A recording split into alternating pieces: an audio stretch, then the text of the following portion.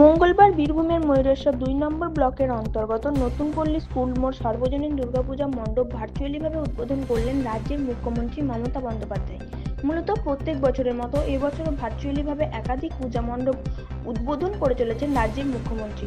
ঠিক সেই মতো আজ অর্থাৎ মঙ্গলবার সন্ধ্যা নাগাদ বীরভূমের পূজা মণ্ডপের ভার্চুয়ালিভাবে উদ্বোধনের তালিকায় নাম ছিল ফটিকনগর নতুনপল্লী স্কুল মোড় সর্বজনীন দুর্গাপূজা মণ্ডপের। চলতি বছরে ৩৯তম বর্ষে পা রাখল তাদের পুজো। বাজেট মূল্য প্রায় ৫ লক্ষ টাকা।